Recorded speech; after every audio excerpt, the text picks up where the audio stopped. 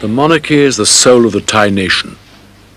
As the king arrives at this temple to pay respect to an old monk, respect to his purity and peace, the noise of the spotter plane, reminder of the king's constant danger, of Thailand's constant danger, grows louder and louder.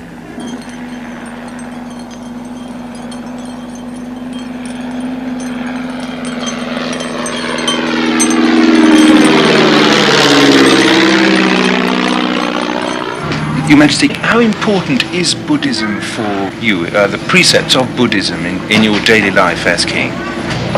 Buddhist thought is rather complex and has many grades. There's the grade of Buddhism in the highest level is to attain absolute purity, which you call selfish motive, and that is true. It is selfish, purely selfish. But to attain this purity, you must do everything that is not selfish, which for you perhaps is a paradox. One must sacrifice, one must discard everything that one thinks that is one's own. Charity is one way to discard. How important is meditation as a part of this process? Meditation is a process that is very important because first you must have concentration. You must concentrate your mind so that you have a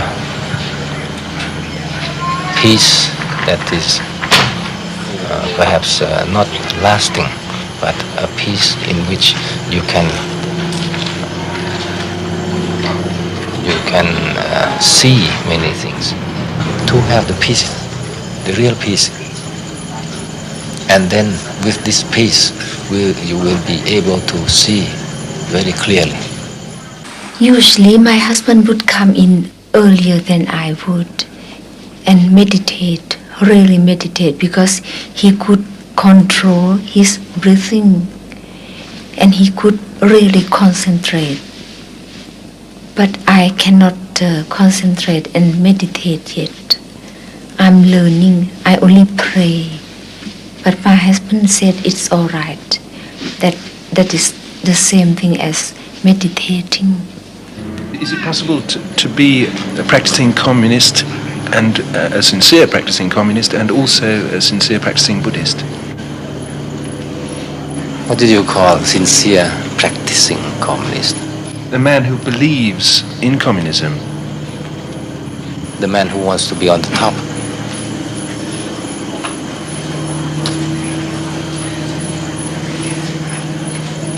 Well, a man who sincerely believes in a communist principle of doing things.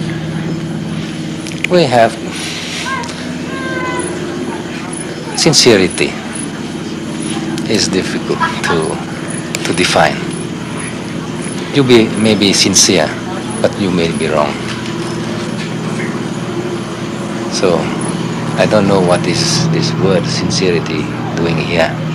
Practicing communist, usually the one who practices politics in any doctrine wants to be on the top. If you think of Buddhism, one doesn't want to be on the top because there's no top, there's no bottom. It's just pure purity. I'm never afraid for my life because I believe in what the Buddha taught us, that never dwell in the past, never look at the future, doing your best now, and then you can be sure that the result would be good. So I pray every day for the strength to go on and work hard for the benefit of the Thai people. Do you both believe in the idea of original sin, that every person is born with some kind of sin? Your Majesty, There's no sin. There's no sin because as I told you, there is the original purity, which has been spoiled by or covered by what we call sin. This is just the opposite. It is the original purity, the original thing that is light, it is beautiful. It's extraordinary when your mind is at peace, tranquil, then you don't feel the tiredness so much. You don't mind the pain or tiredness. Just like the monk, the one I have here, he died of cancer at the throat. I asked him whether he felt the pain or not. He told me that if your mind is tranquil, then you don't feel any pain, not at all. You feel only that you have done the best of your life for the others. He said that's the only way to achieve happiness. How do you both reconcile your faith in Buddhism with its emphasis on not taking life, no bloodshed, with your role as head of the armed forces of an army and its campaign at the moment? This is a problem. This is a problem, but when a soldier holds a gun, this gun should be intended to shoot. And shoot what? Shoot an enemy. That is a living being. But if he holds that gun with the intention of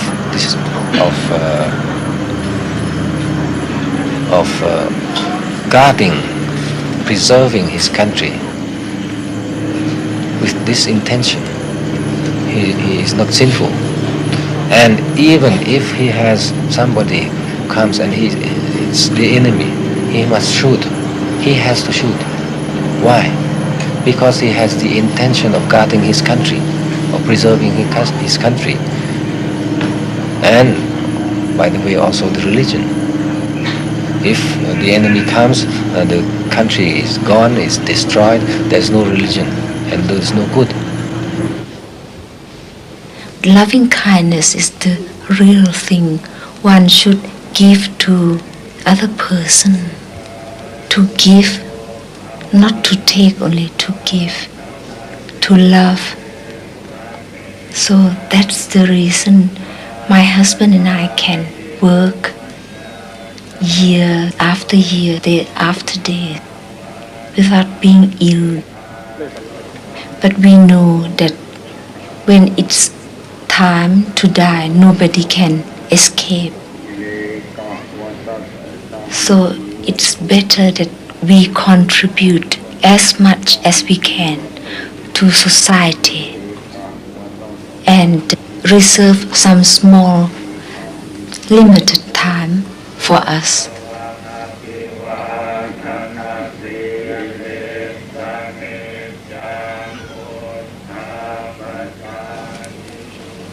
At first, I was very much afraid of death. But later on, I met a great teacher, a monk, who told me never to be afraid of death because it's natural occurrence.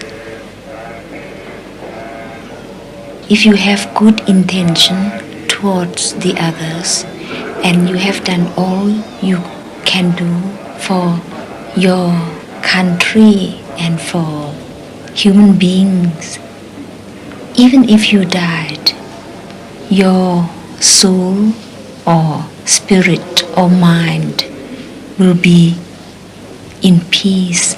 Amen.